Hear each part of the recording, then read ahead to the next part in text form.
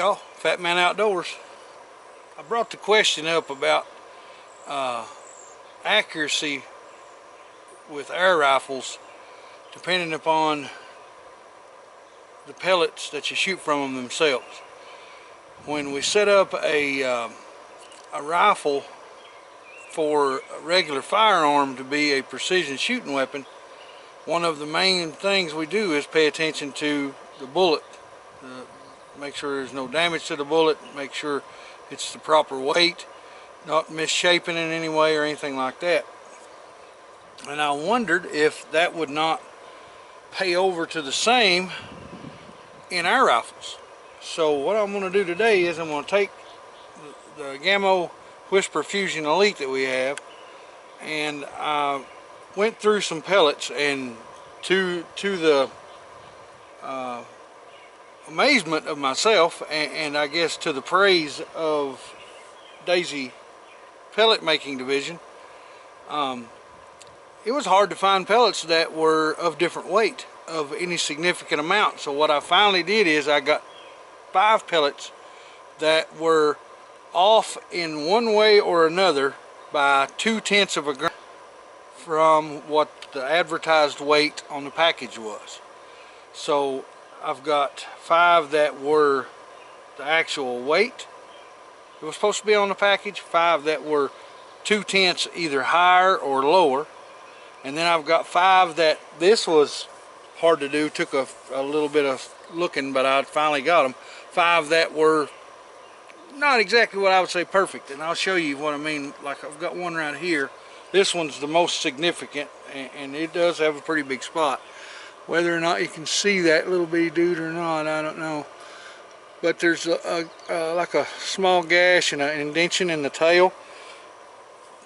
This, I've got 5 that have little defects like that. A couple of them's on the front, and the other 3 are a little bit of something misshapen a little bit from the back. What I'm going to do is, I've got a target set up downrange. I'm going to shoot 5 as a control at the center target on the target I've got set up, and then it's got 4 little small targets around the corner. I'm going to shoot at 3 of those with the 5 group of the either what they were supposed to be, 2/10 of a grain off, or had some slight different malformation, and to see if it really changes how they shoot. Now, you say 2/10 of a grain, that's not a lot.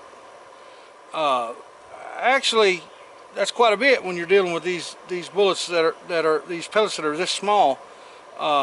It's about 5%, 3 to 5%, depending on which way, of their suggested weight. And if you're shooting at a small target, say an inch target at 25 yards, that could potentially cause a big issue. You know, big significant difference in accuracy. But we're going to find out anyway. So what I'm going to do is, now I'm going to get the camera changed around and get set up, and we're going to shoot our 3 controls at the center target, and then I'll announce as I'm shooting what the one it is that I'm shooting and which target we're shooting at. I'll edit most of that out, so you won't have to watch me recock and re-aim and all that stuff. But what I do want to tell you, spend a couple of minutes on what the layout is. We've got an Allen sled here, so the gun is 100% supported loosely. It's going to have an artillery hold. The gun can move independently all by itself, so there's not going to be no waving of the barrel or recoil kick up or anything like that, so that it's an actual true ability for it to move. And going to be using Daisy pellets, the hunting pellets. They're what I would consider in 17 caliber what you would normally use if you were going to go out and hunt small game, squirrels, rabbits, birds, what you're going to be shooting with it. Now, I weighed these with a TL series professional digital mini scale. It's the same one I use when I'm weighing out powder charges. Now, what I am going to do is, right before I start these first 5 shots, and every time that I shoot 5 shots, I'm going to swab the barrel, so that all 4 of the different rounds we're going to shoot, the control, the they're right on with what they were supposed to weigh. The ones that are slightly off and want to have a little bit of malformation, all 5 groups will start off with a clean barrel. So there's going to be 100%, just like they're getting shot out of a new gun, and no issue to say that, well, this done this and this done that. It's going to be true data. That'll be something that a lot of us can use, because I'm planning on getting a Gamo Swarm Gen 3 within the next few days, and I'm trying to learn from this, so when that thing hits the table, I already got a little bit of advanced knowledge with it, and I can go from there on getting that done too. So let's get the camera moved, let's get set up and shoot the 5 control shots. Alright, here we go. We're going to shoot the 5 controlled shots first on the center target.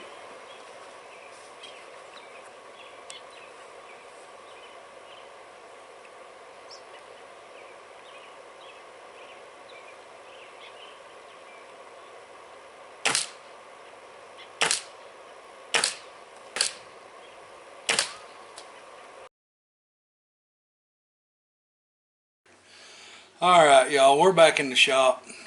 We had an issue, a technical malfunction, a brain fart, whatever you want to call it. The only impact shots that I got on film was the first 5 control shots at the center target. The 5th control shot, or actually it was the 6th, I shot 6 times, the 6th control shot hit the fiberglass rod that I had the target on, and I guess it jarred it just enough, and the target slid down, and I must have not saw it happen because I was paying attention on getting ready to swab that barrel out, because that would have been the last shot on the control side. And it slid it all the way out of field of view of the camera. You'll see the target slide down. But we do got data. We do got data. So what we're going to do is now we're going to take a look at what our rifle did. And again, this is a Gamo Whisper Elite. It's a good shooting little gun. Real good shooting little gun. I was just concerned with ammo. You know, I mean, I've not done a whole lot with air rifles, but I've always had 1 or 2 or 3 or 4 sitting around, and I really like to get into it, not because so much the monetary thing, but they're just fun to shoot, and it's a lot of challenge. But I got some real cool data, and we're going to look at what kind of the things that we did in reverse. Okay. First I want to show you the control, which was not too good. I pulled off on a couple, so I only measured the width out at 1, and our group size was 1.325 inches. But if you take away this shot here that I'm sure I just held high, and these 2 I pulled off, I don't know for some reason, we would have been just a little over ½ an inch on these other 3. And those pellets I pulled out for this group, they were just pulled straight out of the container. I mean, they were not hand selected. They hadn't been looked at and hadn't been blown off. All I didn't even look at them. Took them out of the container, stuffed them in the chamber, closed the barrel, and got back on target with them. So it still wasn't too bad shooting. These down here, these 5 shots here, are the ones that we had with the damaged pellets that had some kind of deformation on the back end or on the front end. Something didn't look right. They weren't shaped correctly. The group size was 7.97 inches. So at 25 yards, that's still a headshot on a squirrel pretty close on every shot. So that's not bad. The one this one up here is what I'm more concerned with. This is the ones that had the off weights. And I think I had 3 that were 0.2 of a grain above what they say they are, and the other 2 were below. Now I don't know which ones were which. I just had them all 5 grouped together because they were not proper weight. But the group still wasn't real bad. It was 1.12 inches at 25 yards. But if you take out either one of these two, then it comes, the group size comes way down. The group size will come down to about 600 thousandths around in there, about 5/8 of an inch, less than 3/4 of an inch. So it's not bad. It's again, still pretty much all 5 of those shots, with the exception of maybe that one, would have been a headshot. And I'm not looking at shooting at the bullseye here. I was just trying to keep a point of aim and trying to get a reference by group size. And the rifle is sighted in a little bit to the left, just a tad to the left. And you'll see that right here in this group. Now this group was the pellets that were all the correct listed weight when we weighed them, had no damage, were in good condition, and were cleaned off. They didn't have no dust or anything excess built up on them. And this group size is 0.048 inches. It's less than a half of an inch group size, center to center, at 25 yards with a 17 caliber pellet rifle. Now, this pellet rifle has the scope on it that come with it from the factory. It does not have anything that's done to it. It's not any kind of modifications. It's exactly the same way it was the day it come out of the box. I'm going to come back later and do another test. But what I want to do is I want to get some of your guys' opinions on the 3 top accuracy-wise pellets for 177 that I can get.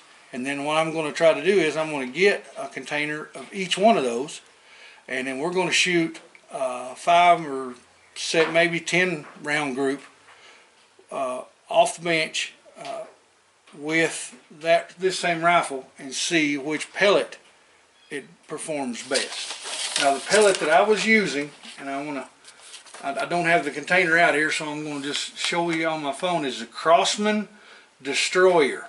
Okay, they were 7.4 grains is what they're listed at. I had 3 that was at 7.6, 2 that was at 7.2 for the test. The others, the top left side that shot so well were ones that were actually 7.4, and they had no damage or anything there. So what does this data say? This data says I still need some more practice with an air rifle. That's number 1. Because I'm still, I'm not happy with my shooting at 25 yards with that rifle. And I know people probably beat themselves up at 25 yards if they don't shoot exceedingly well with an air rifle, because they're going, oh, it's just 25 yards. Look, it's not a 22, or it's not a 223, it's not a 5.56, okay? It's not a high-powered rifle. It's a pellet rifle. It's by air, and there's a ton of variables. A lot of different stuff can go on, and you have to pay attention to detail to get things just right. But after seeing that 5-shot group with the correct weight of pellet, tells me that balance is going to be important in the flight of a pellet. That way that it's not, I've noticed in a few of these holes are kind of ragged on one side, so that tells me that pellet wasn't stabilized. It was trying to obturate in flight, so it was a little bit farther. I probably would have started seeing some keyholes. At 40 yards, I probably would have seen some keyholes, I'm confident. But I noticed the ones that had the proper weight, they had real clean, good straight holes, no tearing on one side or nothing like that. And you got to pay attention to stuff like that when you're dealing with setting up a weapon for accuracy, because you have to know if your projectiles are being stabilized. And these ones that were off weight or were off shaped, I can show you here real quick what I'm talking about.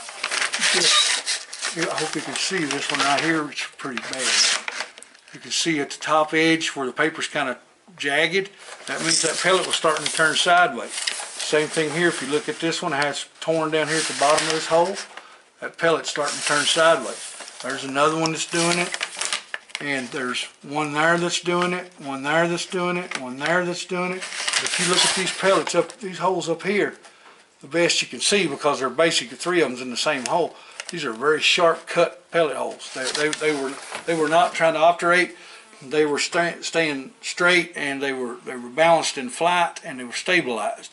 And I'm convinced that off weight thing or the off shape thing is going to have a whole lot to do with that. Now, what's that mean? That means if you're going to go out and just shoot at pop bottles full of water, or if you're just going to go out and shoot at a spinner on the ground,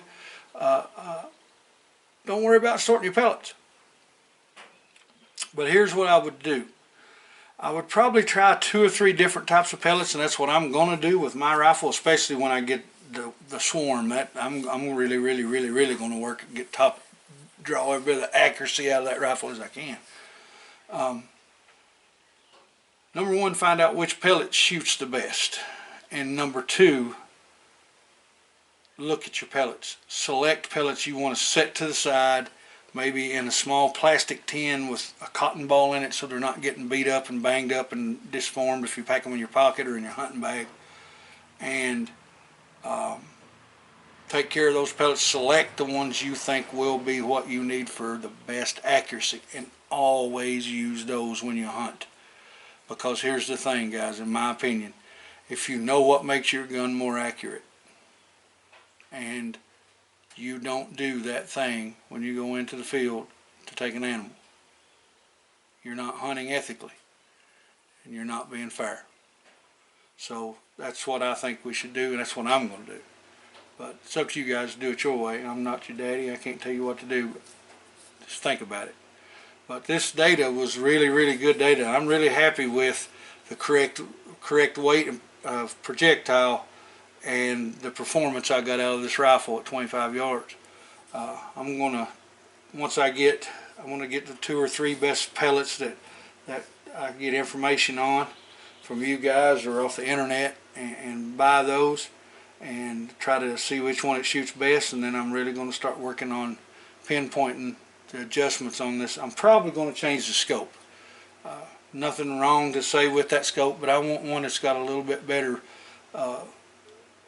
view on it, and the focus doesn't seem to work so well on that one. It's not bad, but it's not crisp, and I got old eyes and I wear glasses too, so I gotta have something to help me out a little bit.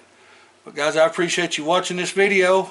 Sorry I didn't get you the impact footage. It's one of those things, man, and I'm hot, and it's hot outside, and I'm not going to go through this whole thing again and be 3 or 4 o'clock in the afternoon before I get done. But we got what we wanted. We got the data. Well, guys, I appreciate y'all watching.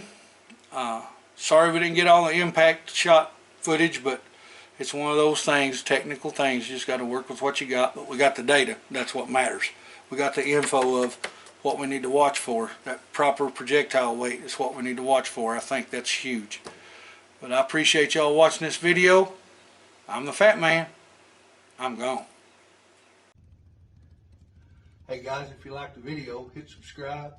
Don't forget to click that bell so you get notifications the next time we put out a video. Appreciate you. It's the Fat Man. I'm gone.